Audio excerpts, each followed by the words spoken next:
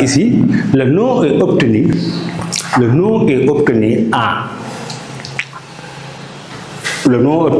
en remplaçant, en associant la terminaison amine. Le nom est obtenu en ajoutant la terminaison amine au nom de l'alcane de base, tout en précisant le numéro du carbone porteur. La numérotation est telle que le carbone porteur est l'indice le plus bas possible. Je reprends. Dans le cas de la nomenclature systématique ou substitutive, comment nommer? Le nom de l'amine est obtenu en ajoutant à la terminaison amine au nom de l'alcane de base, tout en précisant le numéro de porteur du carbone fonctionnel. La numérotation est telle que le carbone fonctionnel a été l'indice le plus bas possible.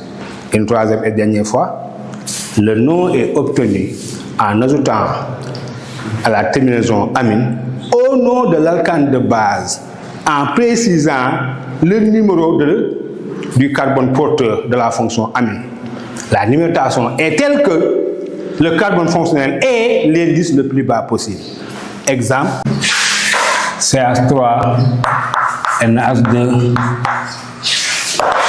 CH3, CH, CH3, CH, NH2, CH3.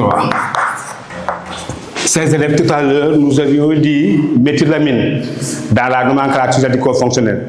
Dans la nomenclature systématique ou substitutive, on dira méthanamine. Méthanamine. Donc, on ajoute la terminaison amine au nom de l'alcane de base, méthanamine. Et tout à l'heure, on avait dit 1,2-diméthylpropylamine. Là, on va voir cette scène-là. 1, 2, 3, 4. Tout à l'heure, on avait dit dans la nomenclature radico-fonctionnelle 1,2-diméthylpropylamine. Dans la nomenclature systématique ou substitutive, on dira dans ce cas 3-méthylbutane 2-amine. 3-méthylbutane 2-amine. 3-méthylbutane 2-amine. Donc, voyons, deux élèves peuvent donner deux nomenclatures différentes, mais qui sont acceptables. Ça dépend de quel type de nomenclature l'élève a utilisé. D'accord. Tout à l'heure, c'était méthylamine. On vient de voir méthanamine. Tout à l'heure, c'était 1,2,3-diméthylpropylamine. On vient de voir qu'on peut nommer aussi 3-méthylbutane 2-amine. Donc, voyons, donc, ce sont ces deux types de nomenclature que vous pouvez rencontrer. Donc, je vous ai donné les deux types de nomenclature. C'est bon, maintenant nous allons voir la deuxième partie, la partie la plus intéressante, c'est-à-dire les propriétés chimiques des amines. Grand 2, propriétés chimiques des amines. C'est bon. Effacez les bâtiments, si tu veux grand 1. Nous allons nous intéresser aux propriétés chimiques des amines, c'est-à-dire la partie pratique du chapitre. D'abord, on va voir la basicité selon Bronsted. Qui est Bronsted? Bronsted est un chimiste qui a donné sa conception de voir les bases et les acides. Maintenant, on va voir, selon Bronsted, qu'est-ce qu'une base? Selon Bronsted, une base est toute espèce chimique capable de capter un proton H+. S'il y a un proton H+,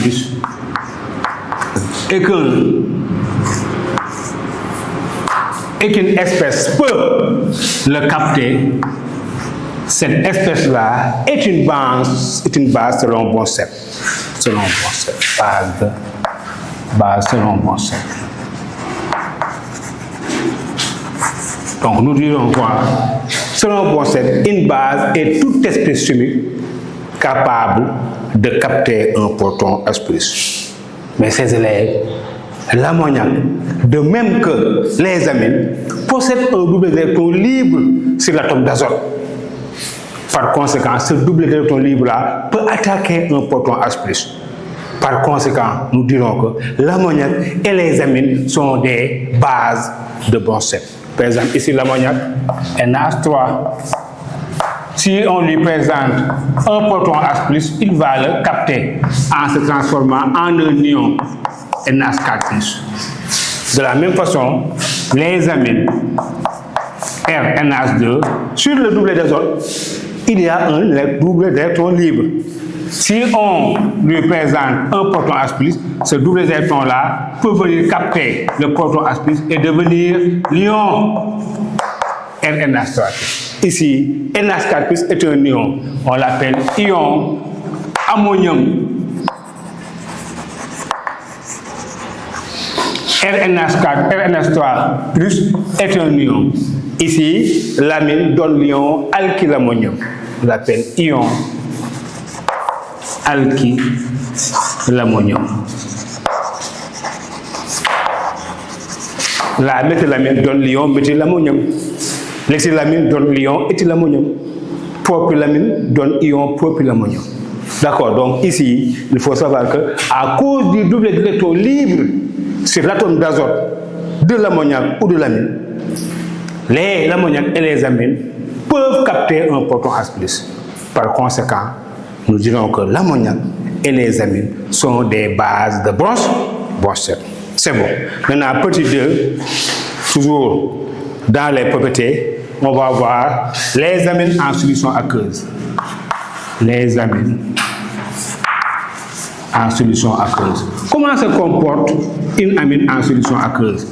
Comment est la dissolution?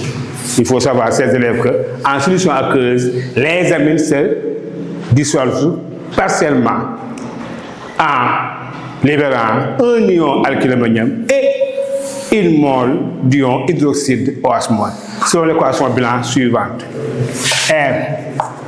NH2 plus H2O se dissocie partiellement en ion alkylammonium et en ion hydroxyde OH-.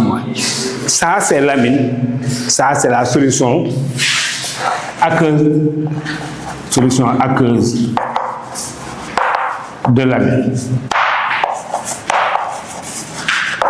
D'accord. Ici, la dissolution. Monsieur Tal, professeur de SVT à l'Institut Mbakemat. Monsieur Diop, professeur de physique-chimie à l'Institut Mbakemat. Et Monsieur Mbakemat, professeur de maths, vous souhaite la bienvenue dans ce programme d'excellence. Envoyez un message sur WhatsApp au numéro indiqué pour avoir une fiche de renseignement et consultez notre chaîne YouTube Mbakemat et abonnez-vous.